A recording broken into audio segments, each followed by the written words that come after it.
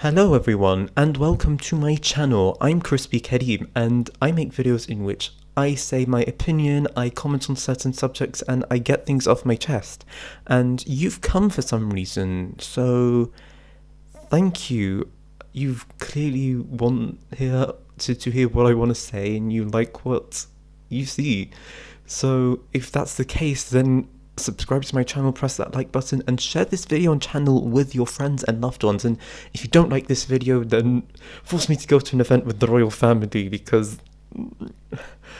I still don't like the royal family despite what I'm about to say. So I want to talk about something that's been a bit controversial recently. Not that controversy, the football cup stuff. I'm going to talk about that when I get the time, but struggling to find the time because I really need to write a scripted video for that and do some research, and I am studying part-time on top of full-time work, so you can understand why it's a bit hard. But as I said, I want to talk about a different controversy that's been plaguing British Twitter, especially British BAME Twitter, and that is the interaction between Ngozi Fulani and Lady Sue Hussey, who kept asking the former, "Where are you from?"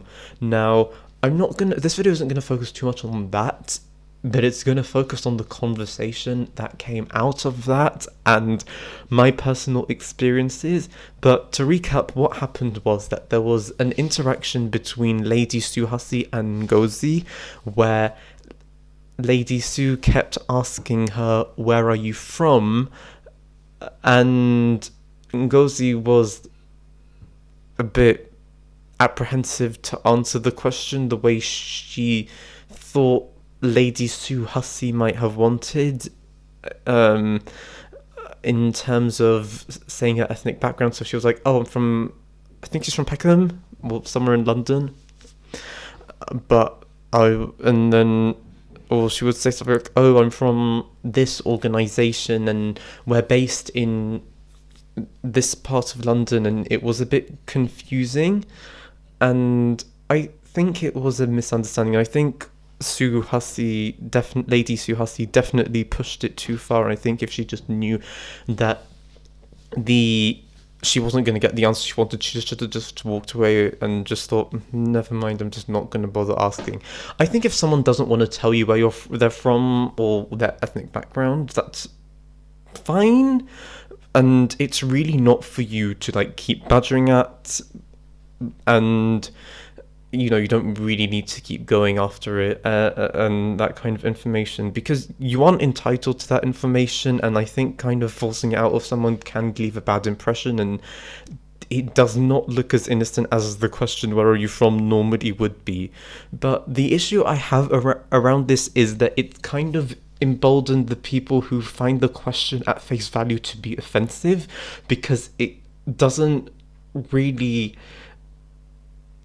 match my own experiences as a BAME person in the UK. And it really, even though I know why people find it offensive, it still bothers me that it causes, as a question, causes such anger.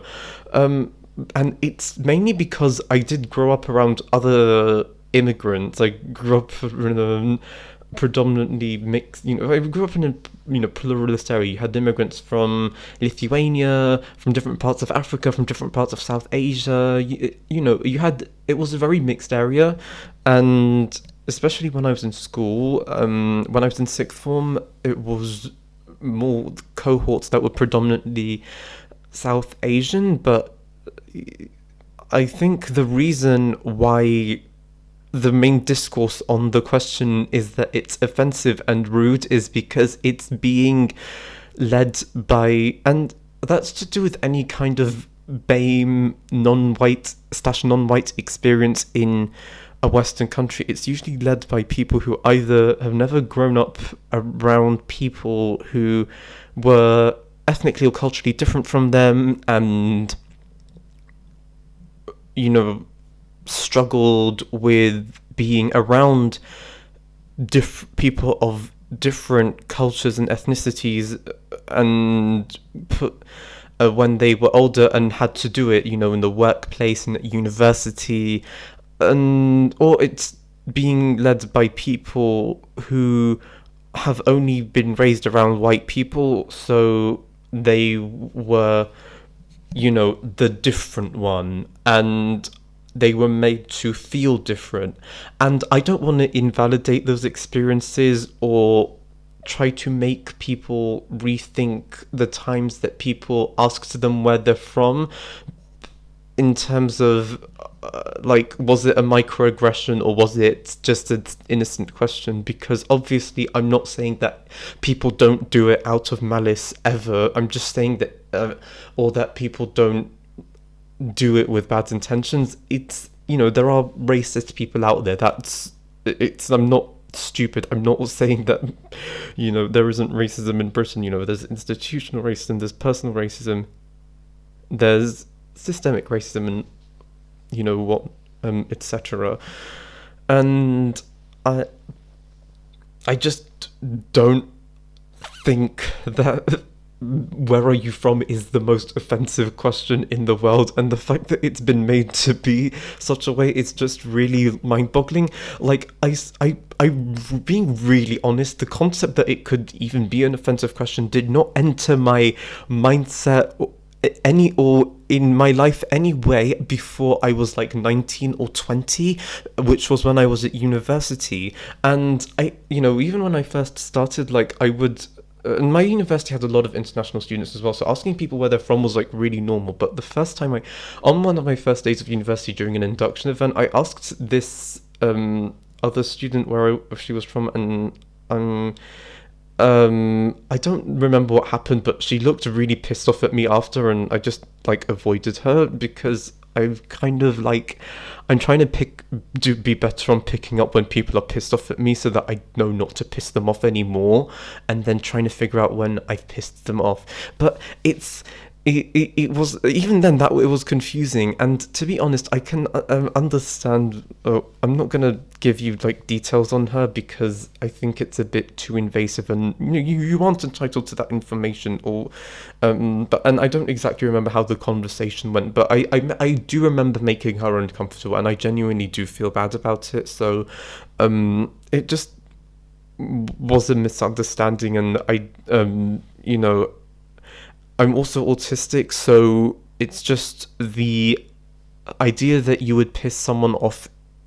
If you piss someone off, it's always intentional, really gets on my nerves, because it's like, well, I've said things that upset people without intending to upset people. Can you stop assuming they're being malicious and just explain to someone that why you're upset at them, instead of, like, I don't know, going on a media tour or writing this long Twitter thread on this person is a narcissist who's wants to make me feel lesser than them, and it's then just getting gratification from people and attention, and because then it's not that nice, and you're not actually trying to make the situation better. You're just milking it for you need to resolve the situation rather than milk it for attention and clout. And again, that's not anything to do with the person I had that interaction with. It's just like the general discourse that's online about people asking them where they're from, and it really does not need to be that offensive. I mean,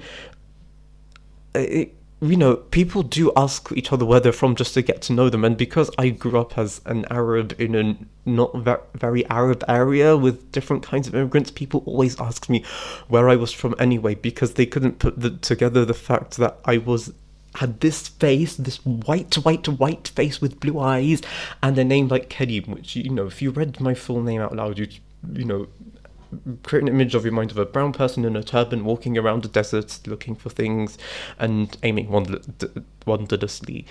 For those of you who believe in stereotypes, but you wouldn't, if you definitely wouldn't expect to see someone like me if you read my name, because it's very obviously not an English name. It's obviously a foreign name, and I think people, they do expect you to look foreign. And if people might ask you where you're from if they just out of curiosity, if you have an accent or you wear traditional clothing, which was what was Ngozi was doing anyway, and she, or if you have a different name, and again, her name, Ngozi, isn't her actual name. Her actual name is Marlene Headley. But doing stuff to make you look foreign and then getting mad when a white person picks up on it and then asks you casually, where are you from? It's kind of hypocritical, and it means you don't really have a leg to stand on when you're talking about things in terms of racism and discrimination in the UK or anywhere else in the West. And the fact that she kept trying to insinuate that she was from here as well, like, okay, if she wants to believe she's from here, that's fine. I've been asked when I'm asked where I'm from, I don't think I've ever said I'm British, because even though I was born and raised here, I have cultural roots somewhere else, and I'm proud of that. I don't mind people knowing that I'm foreign, and maybe it's because, I can do it safely as a white person, and I'm more palatable as a foreigner and an Arab, which is to some extent true. White privilege is a thing that I benefit from. But if someone can tell that you're from somewhere else, don't go around pretending or trying to convince them that, no, I'm actually from here because you were born and raised here. I mean, just tell them you're from somewhere, like, where you're actually from. Like, if you're from Pakistan, tell them you're from Pakistan. If you're from Nigeria, tell them you're from Nigeria. If you're from Jamaica, tell them you're from Jamaica. I mean, it really... If you're still having to nag at someone because you're upset that they perceived you as foreign, and then you think they're trying to figure out if that means you belong here or not, I mean, that's your train of thought, and it sounds like you're trying to project some level of internalized racism into the situation, rather than actually being more introspective and thinking about why you're so annoyed about someone perceiving you as something foreign. And the matter of the fact is, if someone doesn't think you belong in this country, you can just tell them to their face that you think they're wrong. You can say, I may be from somewhere else, my parents may have come from somewhere else and given birth to me and raised me here, but I am a member of this society, regardless of the fact that I'm not British, and I deserve to be here. I'm allowed to be here. I'm legally here. I work here. I take part in society here. You can say that, and you don't have to prove to anyone that you're British in order to convince someone of that, or you shouldn't have to. And if that individual thinks that way, that British, not British, means doesn't belong here, then that's their problem. You don't need to go online and talk about, this person thinks I'm foreign because I have a different skin color or a foreign name. It's like, okay, who cares? Tell them you're foreign. It shouldn't have to translate into doesn't belong here. You can just tell them, like where you're from, or, where they want you to, say you're from, and then, if they treat you badly, that's their problem. Just don't be around them.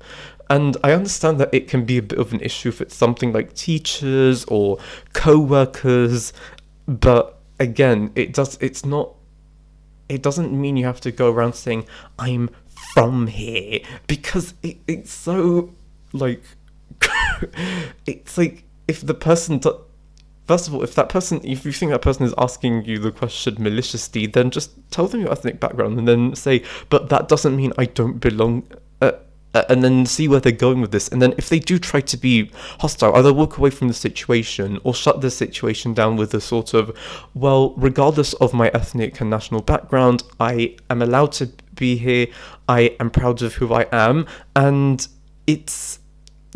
I love my heritage, and I don't care what you think about that, and I hope that people like you don't make it up to the top of institutions and systems in society, because, that's how we get racist laws and institutional practices.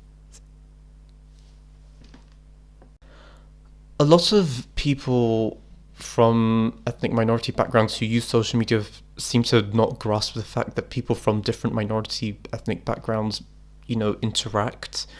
and mix with each other, and that's what multiculturalism is, especially if you live in somewhere like most of London, like I do. And it's, people ask people where they're from to, understand what kind of food they eat, or what mindset they have, and my worldview in a way. I mean, it's not that deep always, but what food they eat, what kind of stuff they watch, and what music they listen to. And it's just a way of getting to know people a lot of the time. And there are times when it's not okay to ask the question. I generally avoid it because I know that people find it offensive, and I prefer not to offend people. And I don't like it when I offend people.